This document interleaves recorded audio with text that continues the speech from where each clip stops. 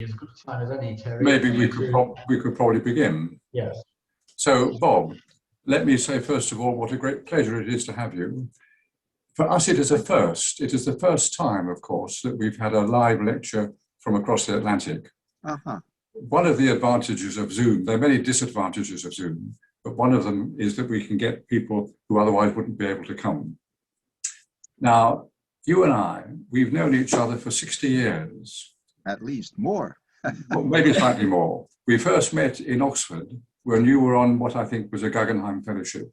I was starting my DPhil in 1960, and since then I've never let you go. I'm very pleased And about vice versa, and vice versa. Now, you are Emeritus Professor of English and Comparative Literature in Columbia, and you're going to give us a talk on stories for an uncertain world. So I will let you start your talk, and as you know, at the end, we will have a discussion and questions. I should say that Rennie and I are sitting here, and we brought a glass of champagne. We're going to drink it while your talk is on. So good health for the beginning, anyway. Thank you.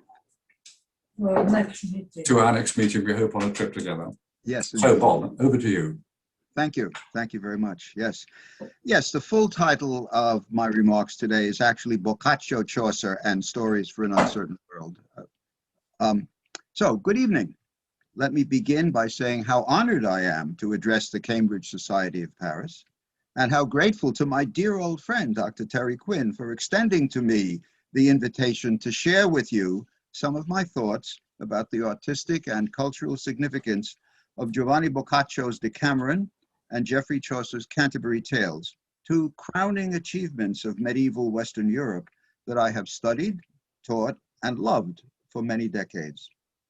Both, as I'm sure you know, are collections of short stories, each enclosed within a larger framing fiction. The Decameron's frame is the bubonic plague, a true pandemic that ravaged mid-14th century Florence as it did all of Europe.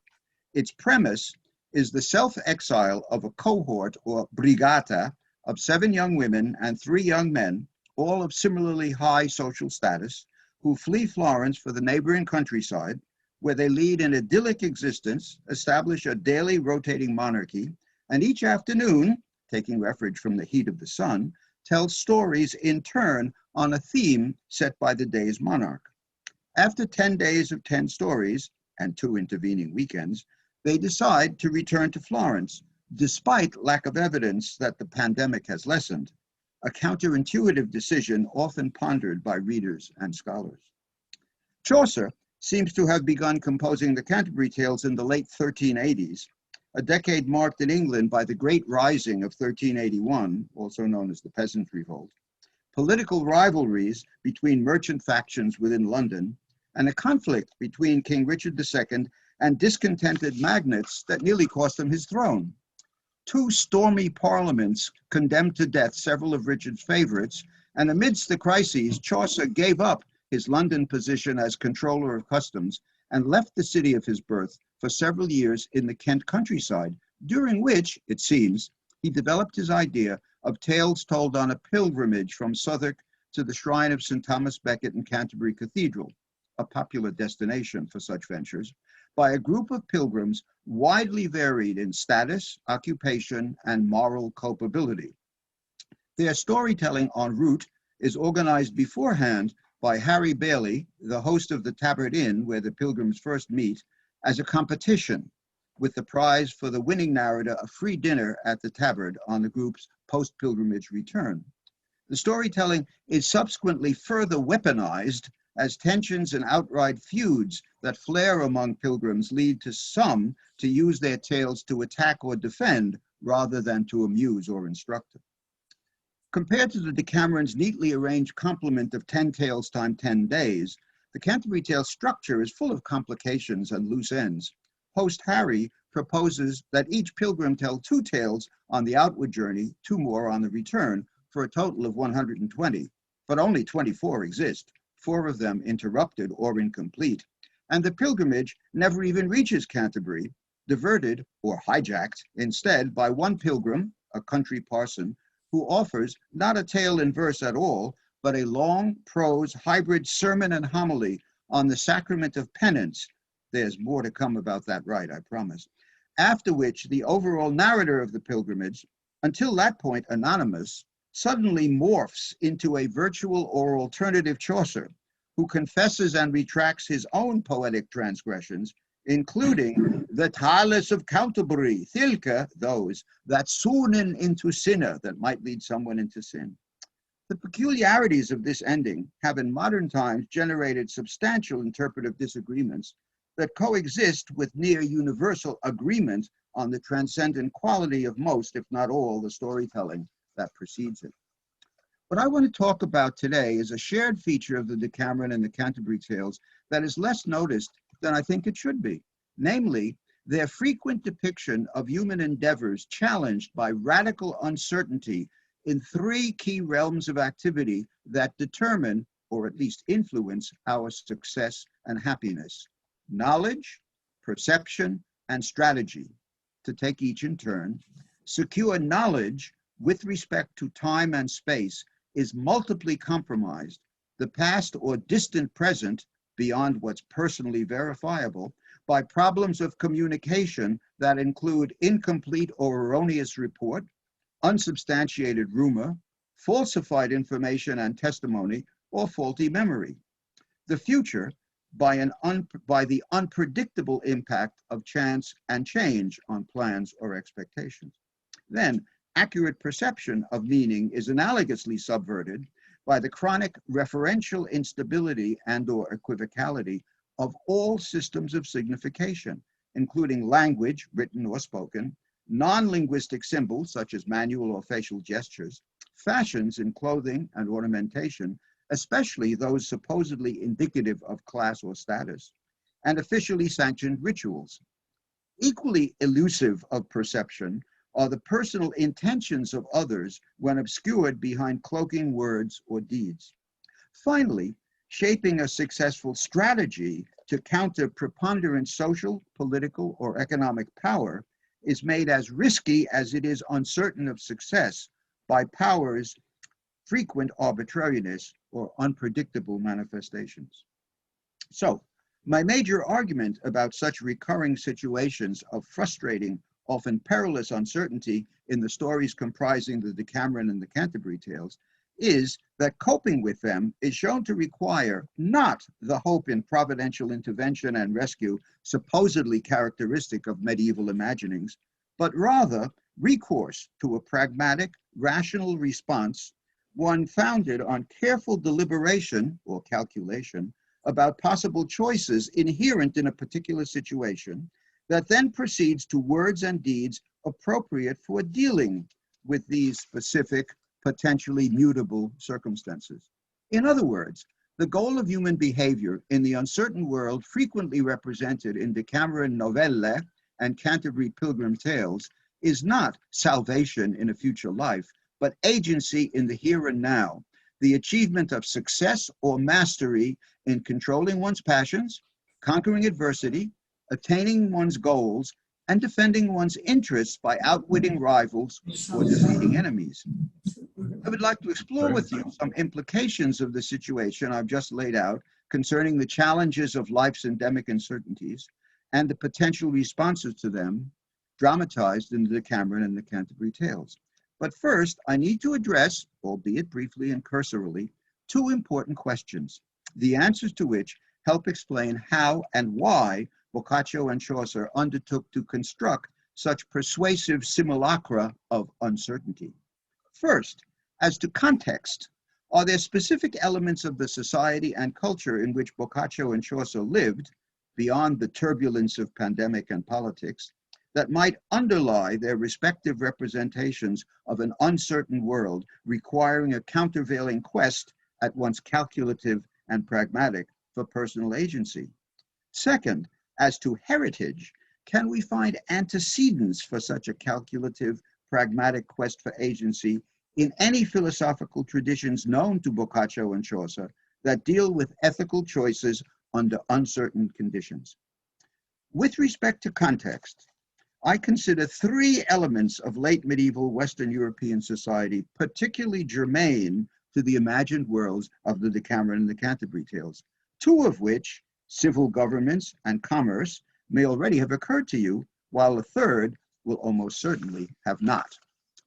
The political situation in mid-century post-pandemic Florence and in the intertwined 1380s worlds of the English monarchy and London's civic oligarchy was marked by contention and instability. Despite well-developed theories of virtuous rulership and condemnations of tyranny that circulated widely in learned Latin treatises dedicated to kings and princes during the 13th and 14th centuries, the rough and tumble realities of political power often required of Europe's rulers policies that were self-protective, pragmatic, and amoral rather than principled and just. In other words, Machiavellian well before Machiavelli.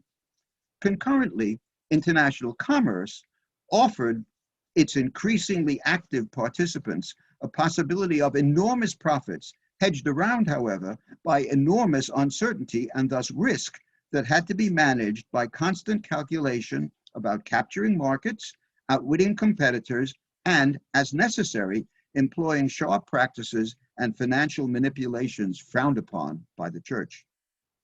It's the church that provides a likely third cultural paradigm, the one I think will surprise you, for the uncertain worlds of the Decameron and the Canterbury Tales. The Sacrament of Penance, legislated by the Fourth Lateran Council of 1215 as a requirement of salvation for all Christians. Canon 21 of the Council codified a relationship between penitent and priestly confessor, a mandated annual confession in preparation to receive the Eucharist, that turned out to be fraught with the potential for radical and problematic uncertainty, and endowed in consequence with the need by both parties for careful calculation and timely decision-making. For the penitent, the uncertainty was both doctrinal and psychological. On the one hand, had he or she tried hard enough to recall all thoughts, words, and deeds sufficiently transgressive to require priestly absolution in order to avoid eternal damnation? On the other hand, was the penitent really willing to suffer the shame of admitting to another human being, even a priest, his or her most detestable offenses, murder, incest, bestiality, cursing God? And what if the priest in question, normally one's parish priest, and therefore well known to the penitent, had a reputation as a blabbermouth or a drunkard who might well, in his cups, violate the seal of confession, itself a serious, though not always punished sin, with ruinous consequences? In the face of such pain and or peril, it might well seem pragmatically prudent to calculate how little a penitent could get away with confessing and still receive absolution. For the confessor, on the other hand, who had the authority to save or damn a penitent, this power entailed the necessity of determining whether the person kneeling before him, the confessional box, an innovation of the Counter-Reformation, did not yet exist, was telling the truth, the whole truth, and nothing but the truth. That is, was this a complete and sincere confession, one marred and rendered incomplete by shame and fear, or merely a performance, a fiction of the sacrament portrayed by a hardened sinner and designed merely to avoid institutional stigmatization? Furthermore, the 21st canon of Lateran IV, by charging the confessor with discovering, quote, the circumstances of the sin and the sinner, unquote, in order to impose an appropriate penance for sins committed, made him the judge in a forensic situation, deliberating not only crime, but also about punishment in a situation where no certainty about either the penitent's veracity or his/her intention was possible. With the agency thus granted to the individual confessor came the increased necessity of acting prudently. To take one major example, in deciding what satisfaction, that is, requisite penance, to impose on a sinner, the priest had to consider the potential impact of such punishment, not only on the sinner, would it drive him or her away from confession altogether, but also on his/her family. Would a harsh public penance for a husband's adultery be a scandal to his wife and thus endanger the marriage? Within the sacrament of penance, then, the priest and the penitent could and often did find themselves in a confessional relationship characterized by both shared uncertainty and competing calculations aimed at exercising control or agency.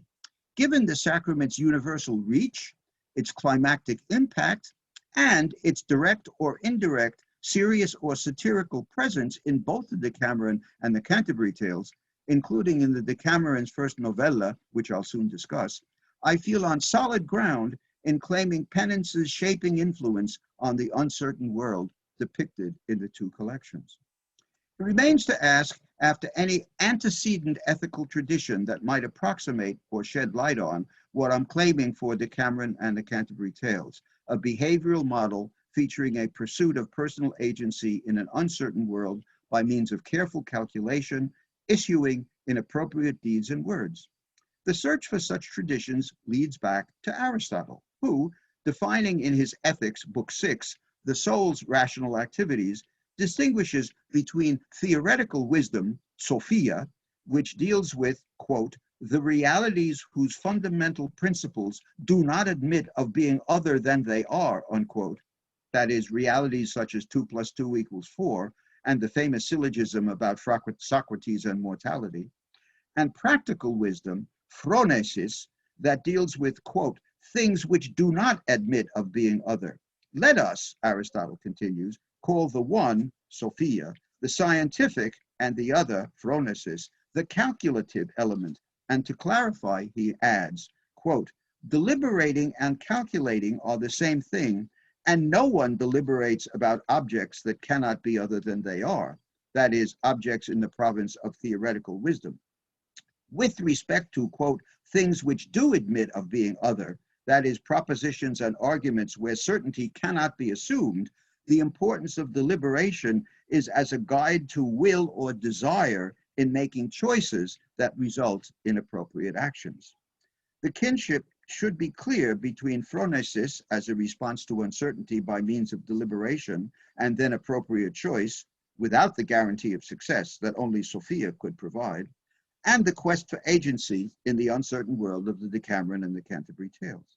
When Cicero adopted Greek thought for a Roman audience, he translated phronesis as prudentia, the virtue we call prudence.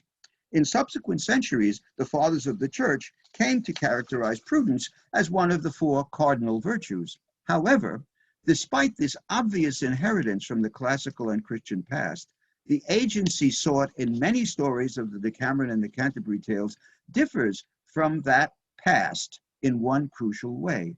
Whereas Aristotle, Cicero, and the church fathers constructed prudence as a moral virtue, its practice always having goodness as its goal, the equivalent process in our texts, calculation, issuing, and conscious choice, routinely has as its goal personal success, not necessarily of a virtuous nature. In fact, in either the Decameron or the Canterbury Tales, a character's negotiation of challenging circumstances, replete with uncertainties, may well aim at mastering them in a manner that is appropriate to the situation at hand, but clearly mendacious, manipulative, or otherwise amoral. The appropriate, not necessarily the good, is what succeeds. I call this a moral refashioning of the Aristotelian Ciceronian ethical tradition, pragmatic prudence.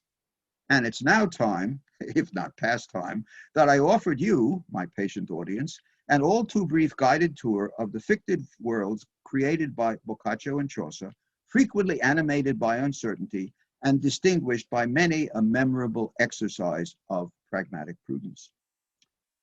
I assume the first challenges confronting Boccaccio and Chaucer in creating an uncertain world of stories enclosed in a framing fiction was to communicate to their audiences the essential instability and paucity of secure knowledge in such a world, to construct what I call the discursive topography of uncertainty.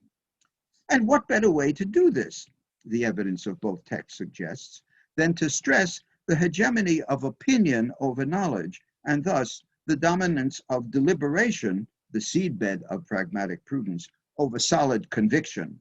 As Aristotle says, speaking of the conditions that demand and create practical wisdom, quote, because deliberation, by definition, can never arrive at certainty in its necessary consideration of inherently changeable and therefore unpredictable matters, the choices at which it arrives and the agency at which it aims through the practice of phronesis will inevitably be based, at least in part, on opinion.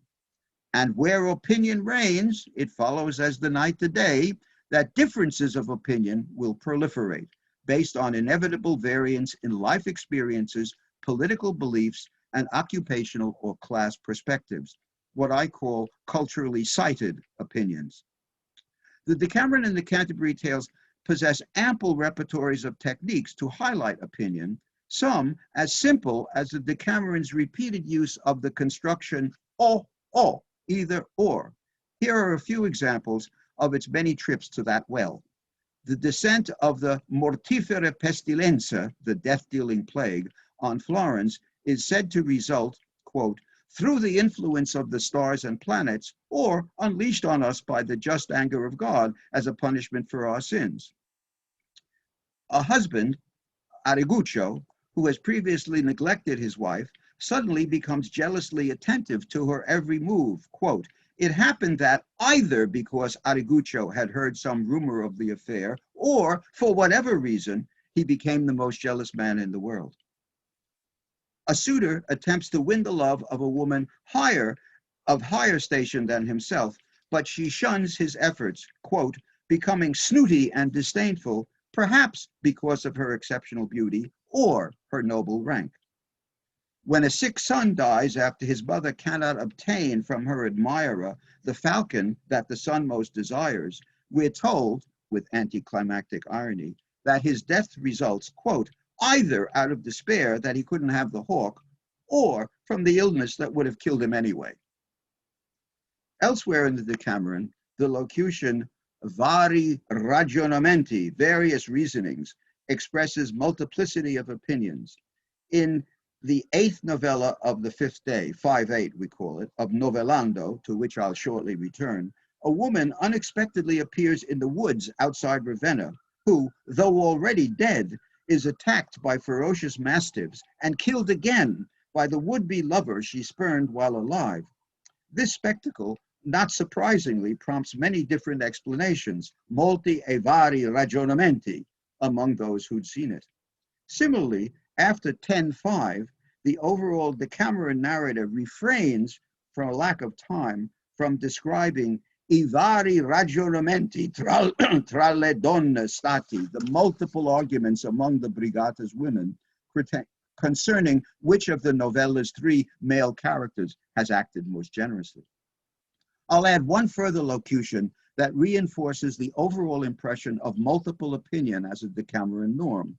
At the end of the 3rd day's after-dinner entertainment, the members of the Brigata disagree about the meaning of a song sung by one of them. Everyone listened to the song, but different people interpreted it differently. Finally, the fallibility of opinion only exacerbates uncertainty. According to the narrator of the first Decameron novella, his remarkable tale of Ser Ciappaletto, a scoundrel who ends up acclaimed as a saint, more about him shortly too, demonstrates that, quote, led astray by opinion, we sometimes choose as our advocate before the divine judge someone who has in fact been vanished from his presence forever, unquote. The locution I just mentioned, different people interpreted it differently, provides a useful transition to the Canterbury Tales, since its most characteristic evocation of such varying opinion, diversa folk, diversely they said, or told, or deemed, almost exactly translates the Italian diversamente da diversi fu intese. It appears in several places in the text to describe responses to the Miller's Tale by its pilgrim audience, or the brain-racking arguments of the Sultan of Syria's counselors tasked by the Sultan in the Man of Law's Tale to find a way to win for him the daughter of the Roman emperor with whom he has fallen in love simply by report. To summarize the exchange of opinions pro and con about marriage by the entourage of old January in the Merchant's Tale in response to his intent to seek a young wife, and the attempts of King Kambuskan, Genghis Khan's court in the Squire's Tale, to understand the brass flying horse just brought to the king as a gift. In this last case, the narrating squire underscores the lack of consensus or certainty by adding, as many headers, as many witters there been. Maybe you could put up, Tom, the first excerpt for me, please. In a different approach to the reality of an uncertain world, The Knight's Tale, first of the Canterbury Tales, provides a positively panoramic portrait of professional opinion in practice in all its variety. Thank you so much. Responding to the challenge of having to occupy the field of battle, perhaps the ultimate locale of potentially mortal uncertainty, a cohort of 100 knights supporting one of two Theban princes about to contend for the hand of Emilia, the ward of Duke Theseus of Athens, prepare for combat.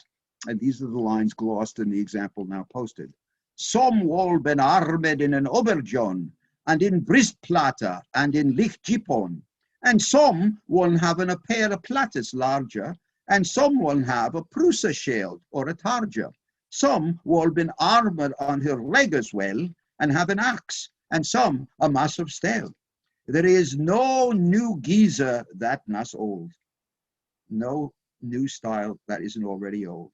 Armored were they, as they have you told, everych after his opinion. Occasionally, opinions in an uncertain world clash in a manner weighted toward one or another position by recourse to pragmatic prudence, but without the guarantee of a certain outcome. The tale of Melody and Prudence, told by the Canterbury Tales narrator himself, features a wife with the obviously exemplary name Prudence, told by who seeks by her counsel to persuade her grieving and infuriated husband, a young man called Melebe, Michti, and Recha, not to ignite a war of revenge he lacks the resources to win against three predatory neighbors who, in his absence, invaded his home, wounded his wife and daughter, the latter, it seems mortally. Her name, Sophie, recalls Aristotle's term for theoretical wisdom, and her disappearance suggests the absence of certainty in the world of the tale, itself a microcosm of the world represented in the Canterbury Tales. Prudence's advice is pragmatic rather than principled, centered on what is appropriate under the circumstances, not what is right in any absolute sense. She urges Melody to call a council of the true friendes Allah and the lineage to solicit their opinion and be guided by it. Practical wisdom indeed, in a situation fraught with risk and chance. Now you could put up the second example, if you would, please. Acting on, yet imprudently modifying Prudence advice, Melody calls together a great congregation of folk, including former enemies now seeming to be friends, but whose semblant or appearance may hide other intentions, subtil flatterers, and necaborers that did in him reverenza more for dreader, fear, than for lover, as well as full many a wisa advocatus in the law, many a wise lawyer. The resulting constellation of voices, another example of diversa folk diversely deceda, inevitably develops into a major divergence of opinion. On one side, and here's where example 2 takes up, on one side are those who propose a prudence seemingly providential, but ultimately pragmatic. We ax in deliberation, and we shall then, be the grace of God, counsel they thing that shall be profitable, that is, to your advantage. Against them are raged the younger folk, who noisily mock the older wiser man, urge that richt so as will that iron is hot, men scholden smita, a proverb you were all still familiar with, richt so men should reckon, avenge, here wrongers, while that they been fresh and newer, and with lewd voice they cried in, where, war, war. The old Louisa, presumably having experience of the nature of war, uncertain as to outcome, but certain as to its horrors, replies succinctly, registering his opinion in words as apt for the early 21st as for the late 14th century. There is full many a man that crieth, where, that wot full little what where amounteth, where at his beginning hath so great a entering and so large, that means so many people can want to get involved in it, that little, that what, oh, I'm sorry, there is full many, yeah, where at his beginning hath so great a entering and so large, that every wicht may enter one that him lichted, and lichly finde were, but certes, what end that shall thereof befalle, it is not licht to know, it's not easy to figure out. For softly, one that were is honest begonner, there is full many a child unborn of his mother, that shall sterve young, die young, because of thilke were, or else live in sorrow and die in wretchedness. And therefore, ere that any were beginner, men must have great conseil and great deliberation. What this passage suggests is that where certainty is impossible, the choice is to decide between opinions guided by circumstantial calculation and those driven instead by extreme emotion. The Canterbury Tales landscape of uncertainty is further defined by the presence within it of characters whose situation, motives, words, and even sexual status resist confident explanation and thus become magnets for inescapable opinion on the part either of other characters or of the audience, us, the 21st century readers. One notorious example of the first kind, and here I'd ask you to put up example 3, please, involves the monk who is described as an uitridere, an outrider, a monk charged by his abbot with the task of visiting the monastery's landholdings and collecting rents, but nonetheless should not be a pilgrim, as monastic life is itself a figurative pilgrimage away from the world and toward salvation. The narrator's recollected description reveals his attraction to the monk for his expensive clothing, healthy appearance, and refined but hearty appetite. His head was ballad, that shone as any glass, and eke his face as it had been anoint. He was a lord full fat and in good point. His e'en step and rolling in his head, that stamed as a furnace of a lead. His boot as supple, his horse in great estate. No, certainly, he was a fair prelate. He was not pale as a forpened ghost. A fat swan loved he best of any mob. His palfrey was as brune as his aberia.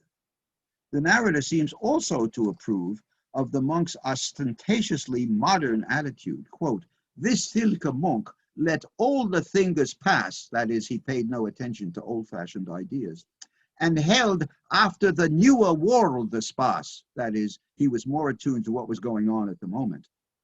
And when the monk dismisses traditional writings recommending strict monastic stabilitas and condemning monks who hunt, an activity this monk loves, with thilke text, he, the monk, held not worth an oyster, the narrator adds, and he said his opinion was good. I said his opinion was a good one.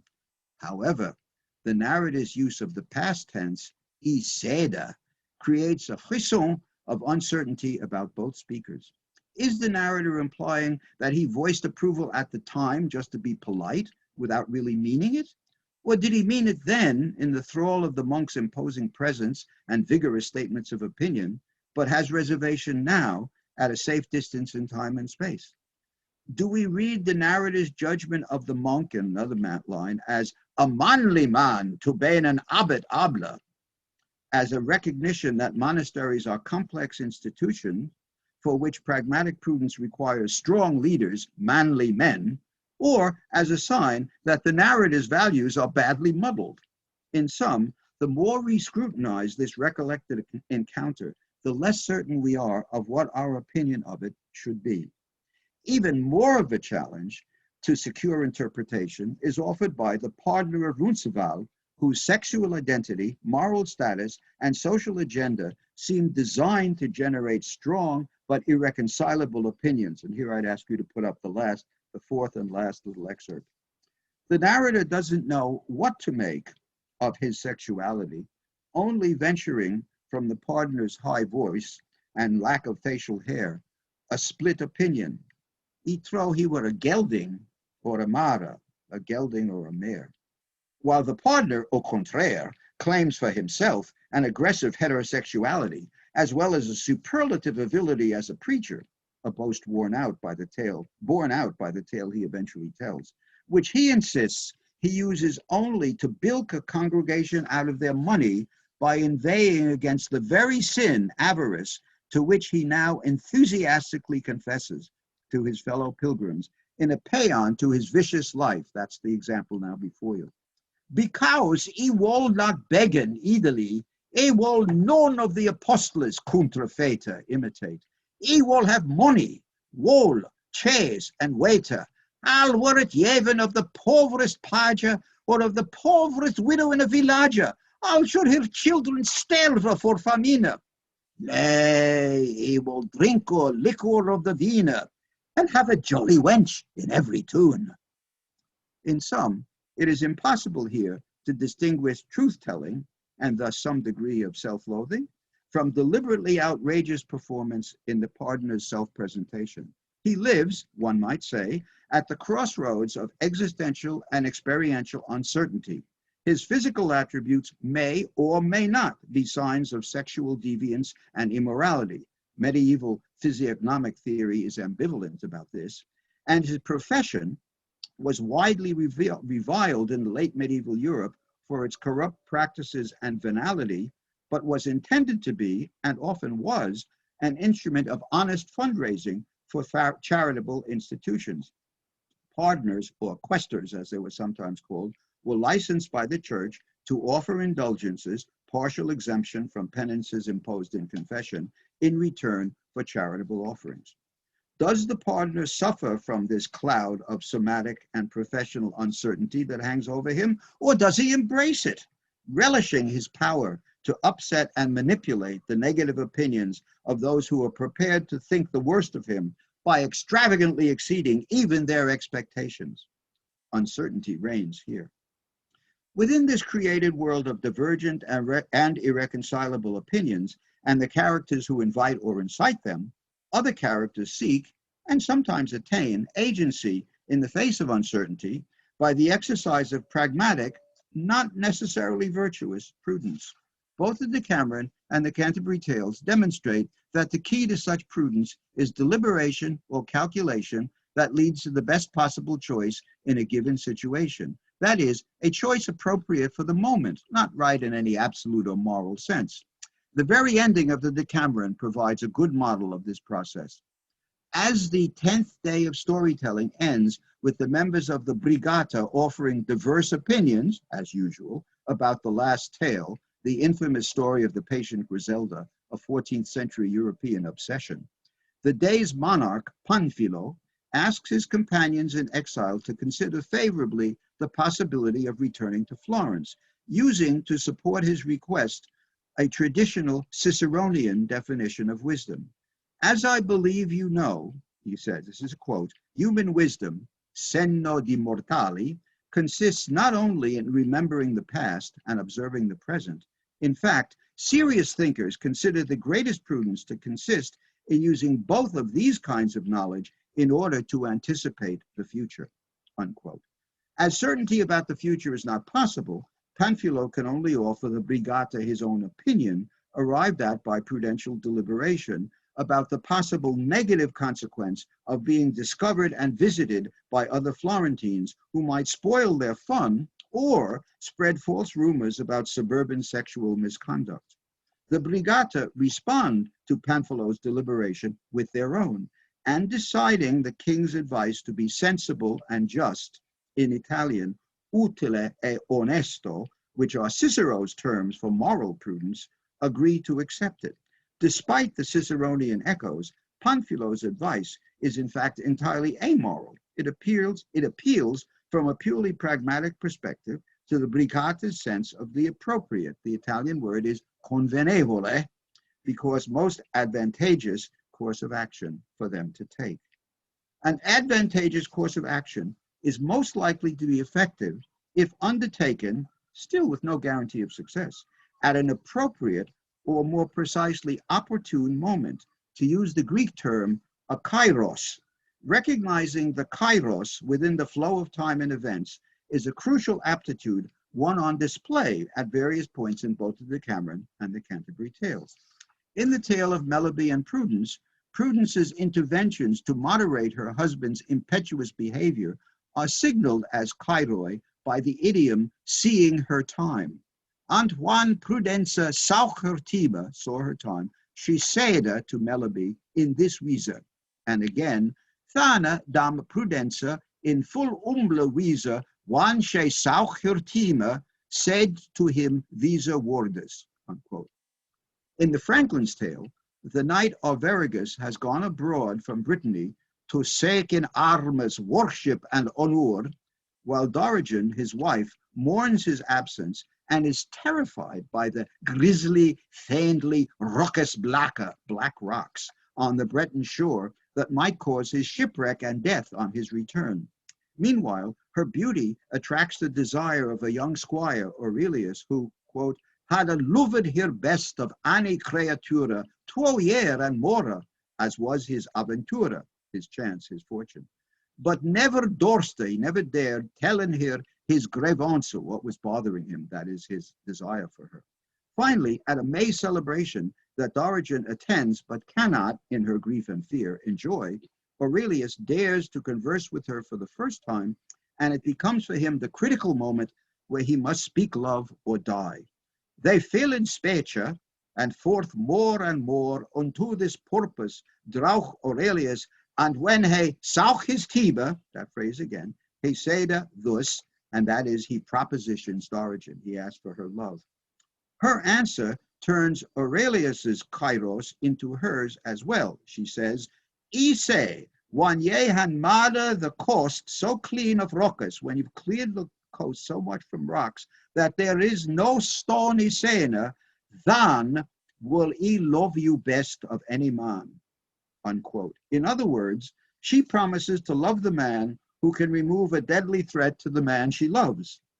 The fundamental imprudence of this self-contradictory promise, obviously made without proper deliberation, will immensely complicate her life, as well as her husband's and her would-be lovers, before the end of the Franklin's Tale.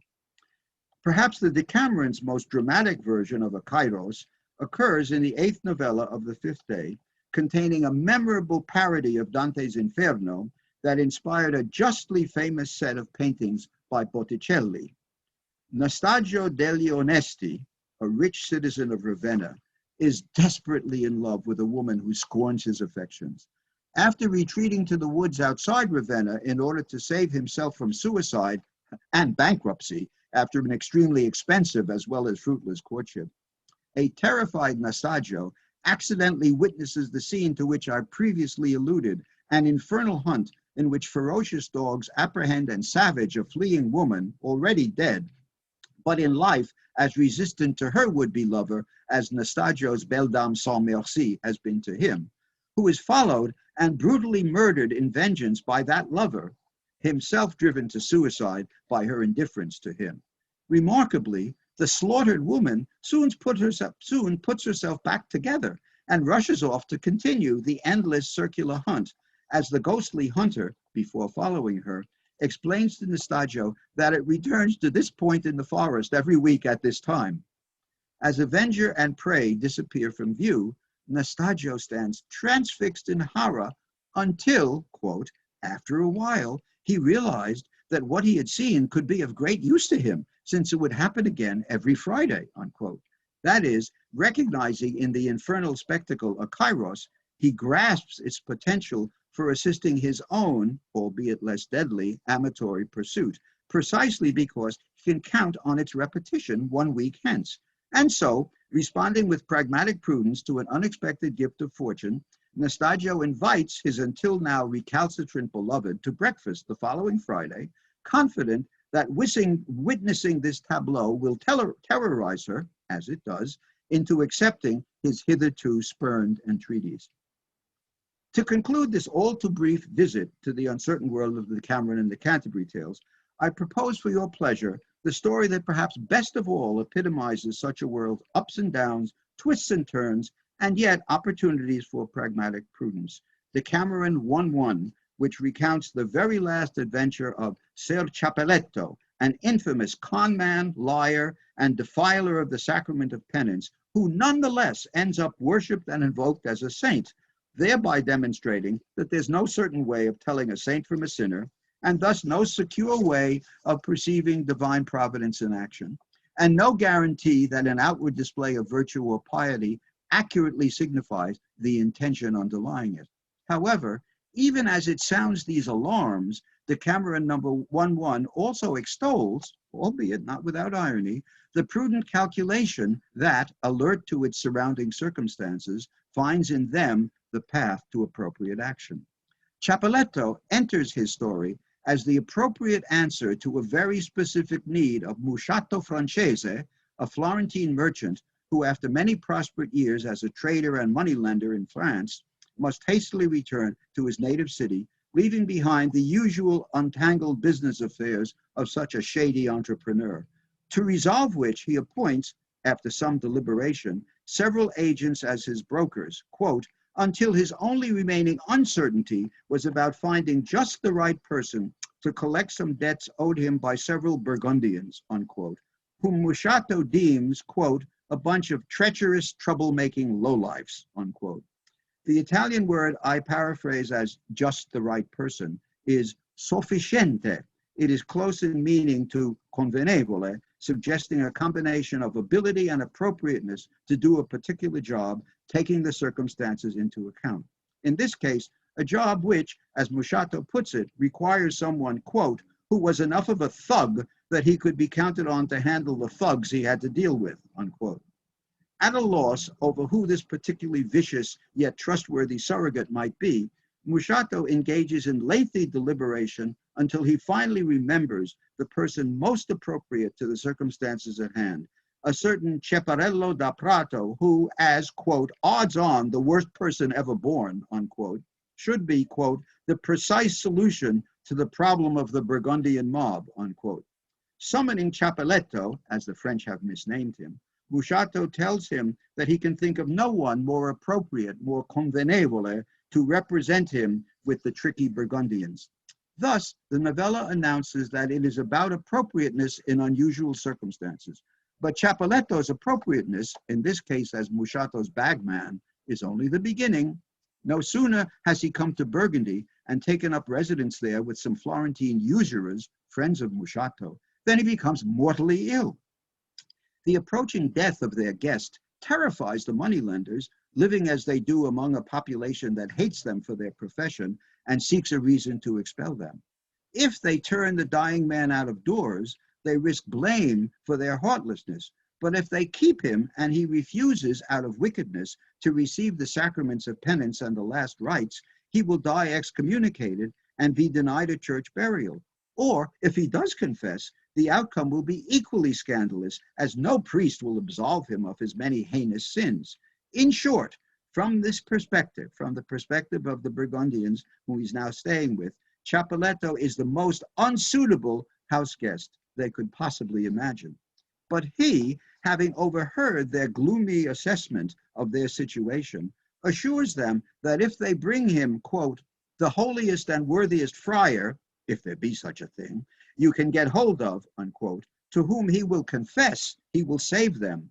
The usurers find, quote, an aged friar of good and holy life, a venerable person, and a scripture scholar to whom all the locals were deeply, profoundly devoted. For the purposes of the novella, this friar, however, turns out to be doubly suitable.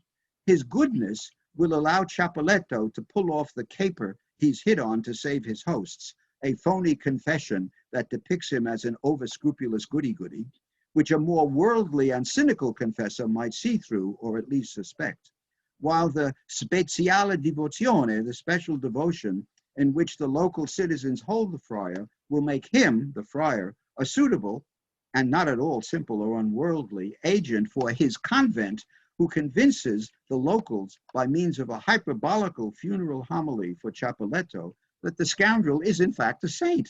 In this way, Cappelletto, whose unexpected demise results in his being a most unsuitable debt collector for Musciato, becomes, thanks to his trick, both a suitable protector of his hosts from the feared retribution of their clients and a most suitable posthumous resident in, and in effect debt collector for, the friar's convent, bringing to his tomb there a steady stream of offerings from the faithful, who will in turn be seeking his saintly intercession with God on their behalf.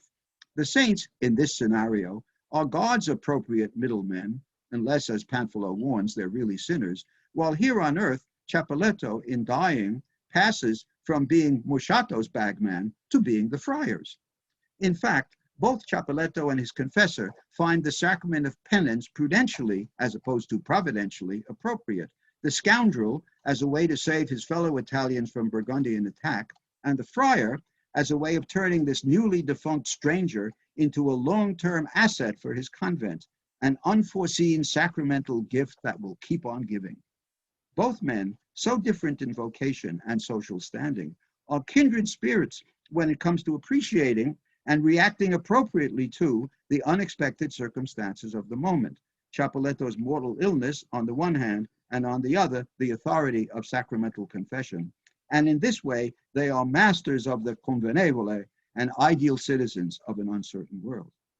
Capoletto's sanctity, a sanctity the fictitiousness of which makes the departed scoundrel a wholly unsuitable, as opposed to suitably holy, intercessor for the Burgundians, renders inescapable the fact that the events of Decameron 1:1 call into question our ability to construct stable categories of suitable and unsuitable, appropriate and inappropriate, while at the same time celebrating our ability to seize even the most unlikely moments as occasions for achieving agency by the exercise of pragmatic prudence in a deeply uncertain world.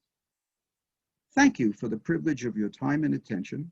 It's been my pleasure to speak with you, and I'll be happy to attempt to answer any questions or learn from any suggestion you may have.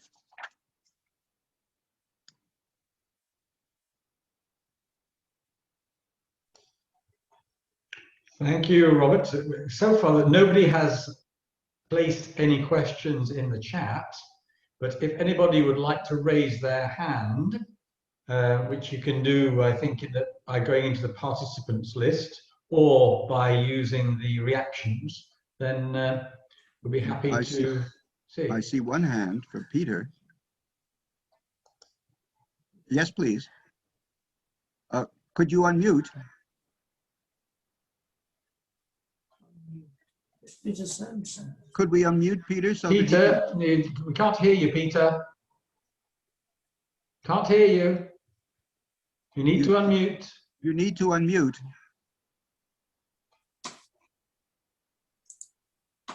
Still can't hear you.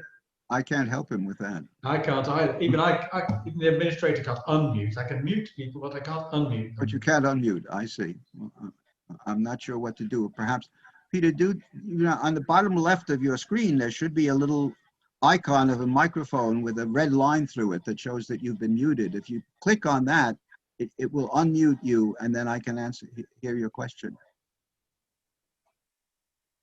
Well, perhaps. Well, maybe while we're waiting for Peter. I was going to say, yes, I think I saw another. Something. Yes, Alexandra, I believe you had your hand up. Oh, can you hear me? Yes, Yeah. yes, indeed. Okay, good. Okay, perhaps it's a little tangential, but That's all right.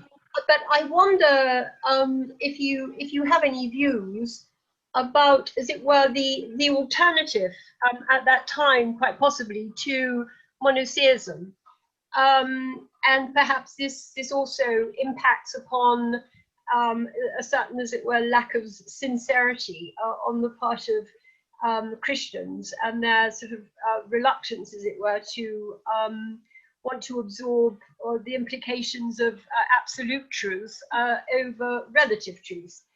And I'm sort of referring really to paganism and what we know in Italy just, well, I suppose 50 to 100 years later, but certainly in evidence in the period that we're discussing here this evening, because you may be aware of Ficino. And so I am indeed, okay. yes, Marsilio Ficino. Sure. And of course, he comes to the surface quite a lot, really, when one studies Shakespeare and this paganism and alchemy and witchcraft, of course, which is underpinning you know, as some of Shakespeare's plays, but specifically in the period that we're discussing here tonight, just a little bit earlier, I mean, was this, as it were, sort of preference for polytheism and, you know, the rather more exciting gods of Greek mythology and that whole mishmash that we actually find floating around actually in people's psychology really for many years. Is this, I mean, does this contribute in some way, do you think, to well, dilution of sort of Christian standards? Well, let me try to answer it's a fascinating and complicated question. I'll try to come at it in various ways. First of all, in terms of things like witchcraft, pagan beliefs beliefs in folk religions that antedate Christianity, and then alchemy, which is really quite a different matter. All of these things were certainly available and around in the Middle Ages, in Western Europe in the Middle Ages. One has to make a distinction in terms of status and class. That is, much of the material that one has that's been written down and passed down to us in writing and so on came from people who were literate, people who were educated. Many of them were educated in the church. They were in minor orders if they weren't fully in priestly orders. The universities were staffed by many of them were clerics in minor orders. So that the whole, if you will, the literate Middle Ages would have been thoroughly Christian. But when you got down into the non-literate or pre-literate classes, and that was depend on where you were and when you were, that could be a fairly large group of people. There's no question that folk ideas and theories and beliefs circulated and remained strong. I mean, I think of just one that occurred to me as we were talking. There was one thing that happened was that certain folk figures became known as saints. They weren't formally canonized by the church, but they became known as saints, and they were prayed to by people for their particular powers. And one of whom was Saint Williefort, otherwise sometimes known as Saint Uncumber. And you would pray to her if you wanted to get rid of your spouse, presumably not necessarily by killing them, but by getting rid of them in any case. So you have that certainly operating underneath. I don't think, however, that that's involved in what I was talking about today, which much more, it seems to me, is a response to, well, I would argue at least to the three areas. I'm sure there were more, but the three areas that I mentioned, governance and commerce and sacramental penance. These were all areas in which, if you got engaged in them at all, and I should point out that both Boccaccio and Chaucer were, well, as Christians, they were both engaged in the whole penitential thing, but both Boccaccio and Chaucer were fully aware of commerce. Boccaccio's father was a banker, and he was involved in commerce in his young life in Naples, as well as a student. Chaucer, as a controller of customs for the port of London, was obviously very familiar with international commerce, and that's presumably where he learned the Italian that led him to know Boccaccio's works, probably, rather than going to Italy, although he did that too.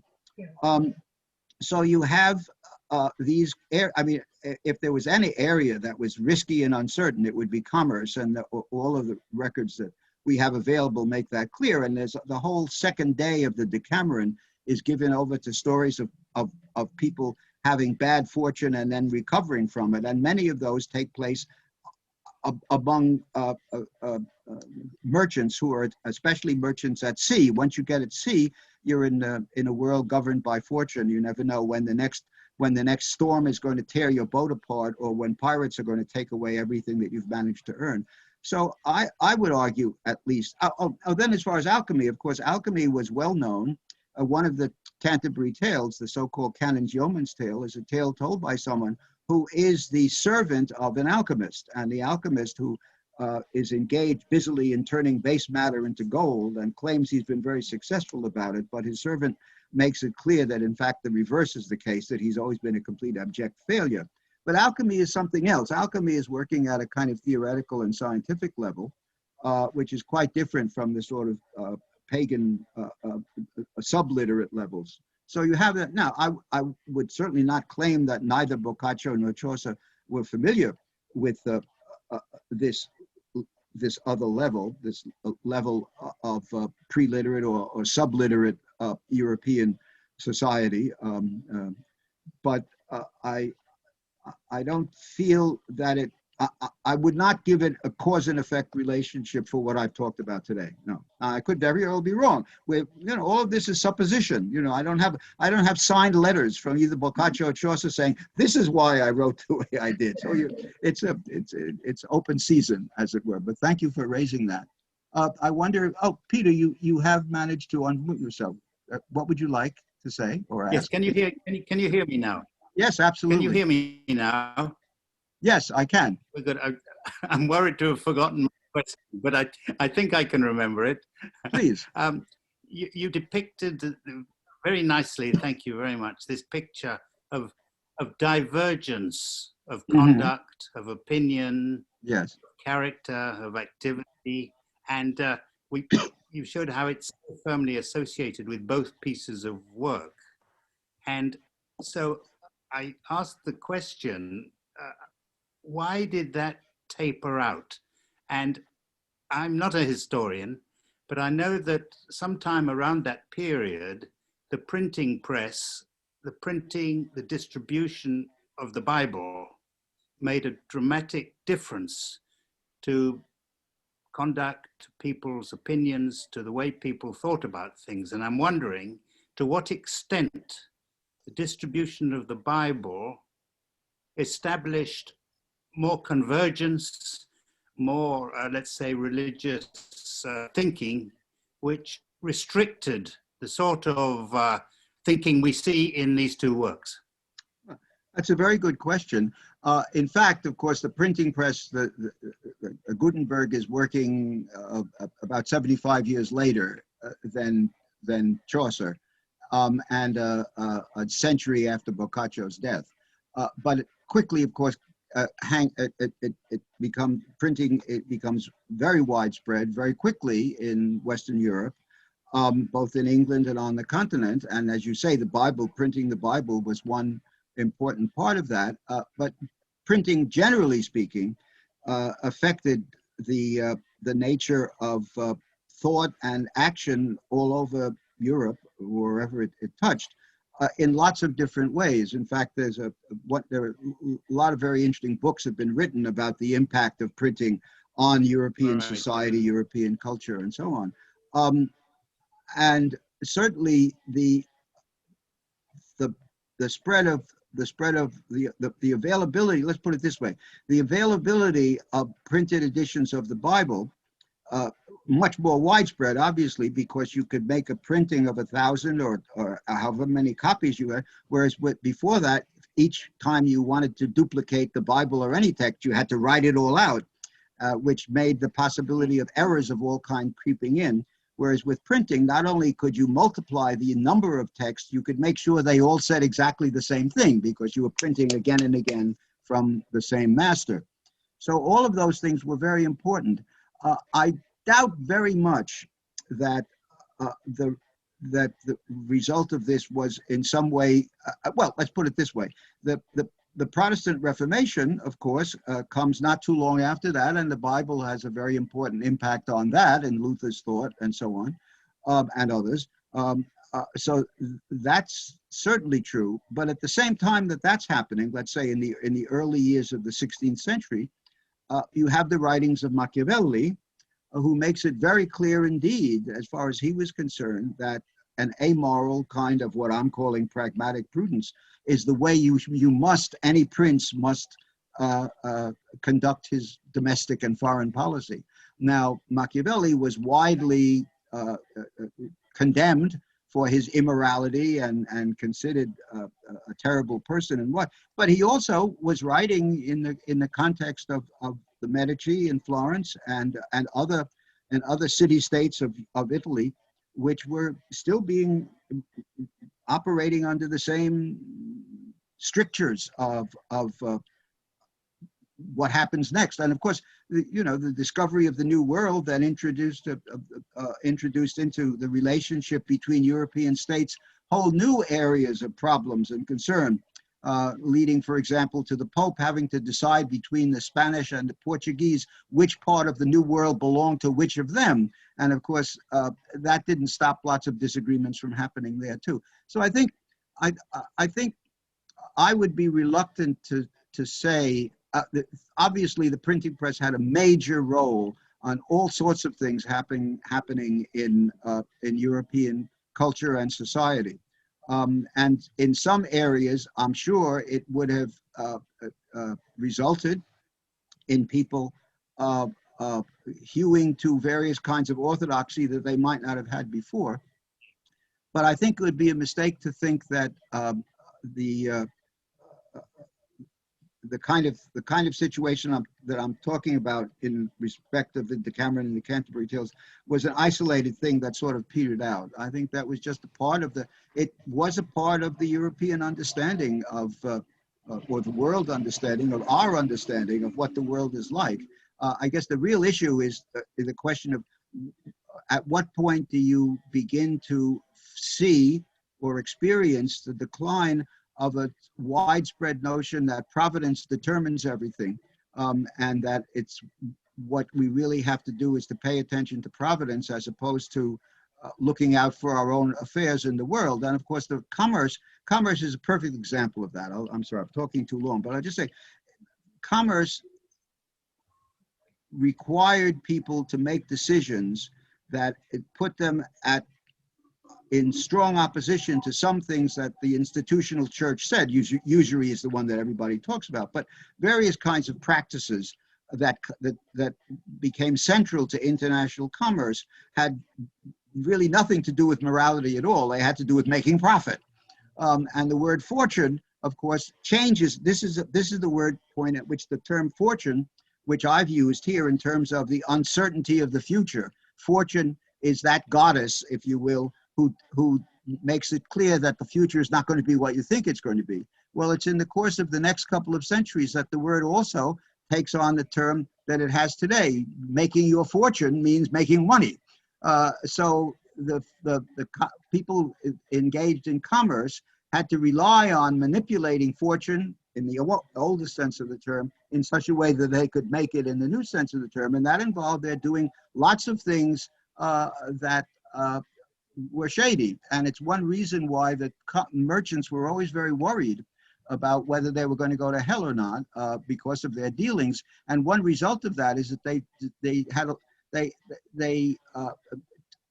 they developed charitable institutions which were designed to keep them from going to hell. And the easy way to see that happening is to look at the account books of 15th and 16th century merchants, and you find in the account books, which thanks to double entry bookkeeping, get worked out very thoroughly, there's a column on the side of the page that says that this is the page for Messer Domine Dio, for our good Lord. And you have to put a certain amount in that column for your charity. And the reason it's there in order to buy yourself into heaven. So, yeah. I don't know if that's very good. Thank helpful to you or not, but yeah. Yes, thank you. Nigel has his hand up. Thank you. Oh. Yeah, that's just terrific. Thanks so much, Robert. A different kind of question. I mean, we look back and we see these two extraordinary books, collections of books. At the time, I mean, were there other things around or things that have been lost? Would anybody know these books? Were these a sort of basis of the literature of the time if you were there at the time? Or is this, it's been like Bach. Bach disappears after Bach, you know, but did they sort of, were these pervasive shapers of the minds of those of these generations? Well, I'm sorry, are you referring to particularly these two texts or a range of texts? I mean the Decameron and Chaucer. I mean, these two. Well, the Decameron, their fate was quite different in the sense that Decameron quickly became well known all over Europe. And the reason it became, probably the main reason it became well known all over Europe, is that Italian merchants seized on it as a book full of stories that they found interesting. And they, you know, you can't be, one of the things, if you're a merchant, you're going around the world, one of the ways you go, everywhere you go, you're hearing stories. And then you pass those stories on. In fact, there's one of the tales in the Canterbury Tales, the Man of Law's Tale, starts with a group of merchants who go to Rome. They hear about and then see the daughter of the emperor, who's a gorgeous, beautiful woman called Constance. And then they are Syrian merchants. And after they leave Rome, they go back to Syria and they tell the Sultan of Syria, as is their wont, it's their custom when they come back from a foreign commercial voyage, they go to the Sultan, not so much to give the Sultan money or pay him off or anything, to tell him what they've been seen when they've seen. In other words, they pass on their stories. And so Chaucer and the Sultan, hearing about Costanza, immediately falls in love with her without never having seen her, and says to the merchants, I gotta have this woman. So it's Chaucer, in a sense, in an amusing sort of way, making it clear that the circulation of commerce is also the circulation of stories. And the Decameron quickly became, and the Vittoria Branca, who's arguably the greatest Decameron scholar of the 20th century, had a book in which he refers to the Decameron as a mercantile epic, an epic of the merchants, partly because so many of the stories are about merchants, but also because there's evidence from the letters of merchants and so on that they traded this book around and passed it around. And that's presumably how Chaucer got to know it, because lots of Italian merchants in London, when he was the controller of customs, and he would at least have heard about them from these stories. So that the Decameron then, yes, quickly becomes very widely known. It becomes imitated and translated into French and then German, and by Shakespeare's time into English. Chaucer, there were Decameron tales that, well, for example, the 9th story of the 3rd day of the Decameron is the basis of, now I can't remember the name of the Shakespeare play. All's well that ends well. All's well that ends well.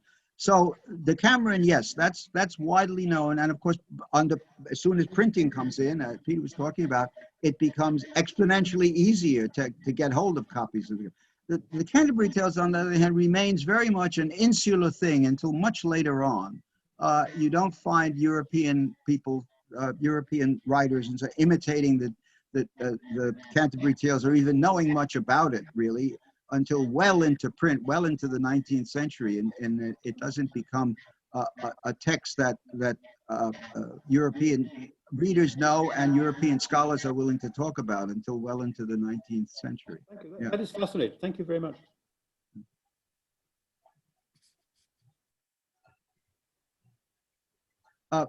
Yes, Ian. You'll have to I just unmute. wanted to ask, these authors wrote more books, I think, than these two. So what happened to the other books? Were they never popular?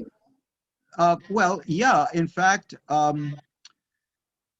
Chaucer, what's interesting, of course, is that Chaucer really knew these works, and his Knight's Tale is based on a work by Boccaccio called the Teseida, and his Troilus and Cressida is based on another work by Boccaccio called Il Filostrato.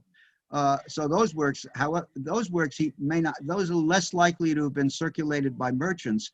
They're more likely for him to have gotten, he made 2 trips, not tourist trips. He, as a servant of the king, he made diplomatic trips to Italy on 2 occasions, and undoubtedly there came in contact with these works by Boccaccio. So those works were known, and again, once the printing press comes in, they become translated, they become much more widely known. Chaucer's other works, well, for example, the Troilus and Cressida, of course, Shakespeare makes a play out of it. Troilus and Cressida is directly based on Chaucer's poem. There's his last play, which he may have co-written with someone else, called The Two Noble Kinsmen, is in good part based on the Knight's Tale. So, so Chaucer, in fact, a wonderful, one of the greatest of all 20th century Chaucer scholars, a man called E. Talbot Donaldson, whom I was fortunate enough to know, wrote a wonderful book about Chaucer's use of Shakespeare called The Swan at the Well. Shakespeare now being known as the Swan as Avon, and Chaucer being known in the 16th century as the well of English poetry. So he wrote a book about that called The Swan at the Well. So again, within England itself, the other works of Chaucer became, by the 1530s, no, I'm sorry, by the end of the 15th century, Caxton, the first great English printer, was printing editions of Chaucer, okay? And then there are several other larger editions that come out in the course of the 16th century, so that all of Chaucer's works would be well known, again, among the literate classes in England by the 16th century, and even well in the 15th, though they're much less widely known because of the smaller number of manuscripts that became available. So yeah, though again, it's a question of Chaucer's being a more insular fame and Boccaccio's being a more continental fame. Thank you. Sure. So if nobody else, was poetry used rather a lot in these books, or I'm sorry, could you poetry repeat that? rather than prose? Yes, yeah, well, the Decameron is written entirely in prose. The Canterbury Tales is written almost entirely in verse. The exceptions being one of the tales that I mentioned, the tale of Prudence and Melody, which the narrator, the sort of surrogate for Chaucer, tells. And the very fact that it's a character that has a main character called Prudence it tells you something. But otherwise, the only other prose work in the Canterbury Tales is the Parsons Tale, which, as I somewhat facetiously said, hijacks the Canterbury Tales, takes it off the road to Canterbury. And so nobody quite understands what exactly was going on there. And there's been a lot of arguments about why Chaucer should have put that at the end. And some people, well, he didn't really, after he died, somebody put it there. It wasn't supposed to be. But the main thing is that the Canterbury Tales is primarily in verse. In 5-stress verse, with one exception, either in couplets or in what was called rhyme royal, which was 7-line stanzas, which is the form of verse in which the Troilus and Cressida was also written. And Chaucer was a wonderful versifier. His verse reads beautifully. I like nothing better than reciting Chaucer because he reads so well. The Decameron, on the other hand, his prose is a very much an educated an educated prose following Latin. It follows very much very Latin rhetorical ways that make it in some ways a more complicated prose to begin. You have to sort of get used to it more. It's much less immediately available to a 21st century reader, even one with Italian, than Chaucer is to a 21st century reader with a little Middle English. You don't need a lot. Yeah. Thank you. I must say, the fact that they didn't ever arrive at Canterbury would be considered today, I think, as a big failure of the book. Well, some people have regarded it precisely as that, and otherwise the question is, what on earth, why did this happen? And of course, the larger question, unlike the Decameron, okay, the Decameron, we know that it's finished because it ends, saying that, Boccaccio speaking in a comic version of his own voice, makes it clear that it's ended.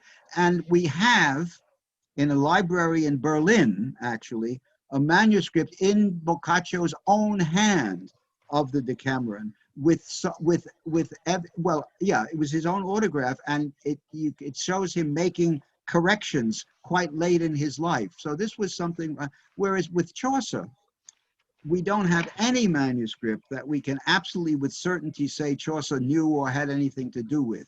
There were 83 extant manuscripts that contain part or all of the Canterbury Tales, which means, of course, there were many more that have since been lost to time. Okay, so it was quite popular in its own way. But of all of those, only 2, the so-called Ellesmere manuscript, which is now in the Huntington Library in California, and the Hengert manuscript, which is in the National Library of Wales, are the only two that may have been written in his lifetime. Of the two, the Hengert is more likely, and art historians, you know, these are kind of things you can tell. There are people who are handwriting experts, and then there are art historians who, from the filigree around the side, can date manuscripts. And both of those manuscripts, either of them could have been from his lifetime, but we have no real evidence that he had anything to do with the printing of them. They seem to have been written by the same scribe, and there's recently been a lot of excitement about identifying who that scribe was, and hypothesizing that Chaucer really knew this scribe and used him. But it's still, we lack that certainty that either of those manuscripts or any other represents exactly what Chaucer wanted. And the fact that 4 of the 24 extant tales are incomplete or unfinished, or interrupted, and that only 24 of a supposed 120 suggests that you can't really speak about this as a completed text in a normal sort of way. We just don't know. We don't know when Chaucer stopped working on it. We don't know if he stopped working on it. We don't know if he came back to it back and forth. The tales are written in such a way that there are groups of tales that are fitted together by links between them, characters talking to each other and saying, okay, now I'll tell this tale. And so we'll know that 2 or 3 tales belong together.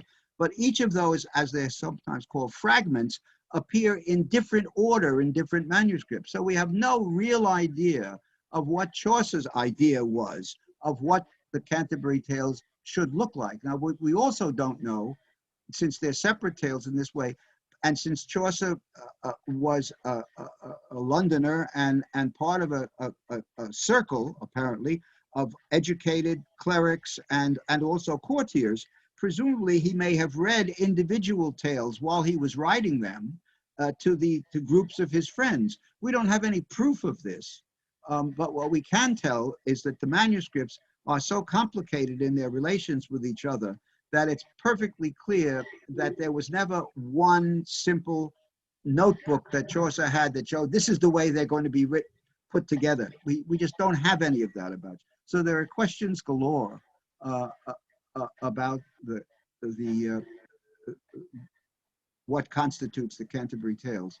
And that's why we have to talk about it with caution, let's put it that way, in ways that you don't have to with the Decameron, where you know exactly he wanted 100 stories. They said they were going to do it. We got 100 stories. They end the way they're with a conclusion. E basta. None of that is the case with the Canterbury Tales. Thank you very much. Sure.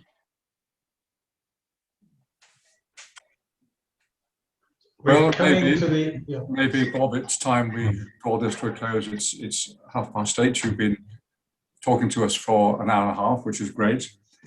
There is another subject which I would not dare to raise now, but on a future occasion. Yes. All of what you're talking about depends upon having secure means of transmitting ideas. The printing press really started it all. Then you have to have a language that people understand, and the language will evolve, but it will evolve slowly. Yes. I fear that we're passing into a period where language is evolving very quickly, and more particularly, something very recent that seems to be coming up, people are questioning the idea that there should be a standard spelling of words. Mm-hmm. Now, if you do not have a standard spelling of words, I think the danger is that there will be no common way of transmitting ideas and information. But that is not something I should ask you to talk about now, because you'll be here for another hour on another occasion. But so, okay, Bob, good. We'll take it under advisement. But you're certainly right, and of course the internet has made an enormous difference in the way in which people regard language, grammar, propriety, you name it. So it's all up for grabs at the moment. Indeed. So thank you again. We've enjoyed it immensely. Thank you all. It's been a pleasure, and I'm grateful to you, and I wish you all well, especially in our uncertain times and our plague-ridden times. It's impossible to read the Decameron without thinking of where we are and the kind of uncertainties we face now. So I wish you all the very best. I hope you're all going to be vaccinated very soon. We fortunately are. My wife, my daughter, and I are all doubly vaccinated. But I realize there are problems, and we hope that for all of our sake, those problems be solved by paying attention to science, damn it. Exactly. Which Thank gives you all. Which gives you Thank you secure all. knowledge. Yes, right. Thank you all, and goodbye. Thank you, Bob. Thank you. Thank you very much. Goodbye, everybody.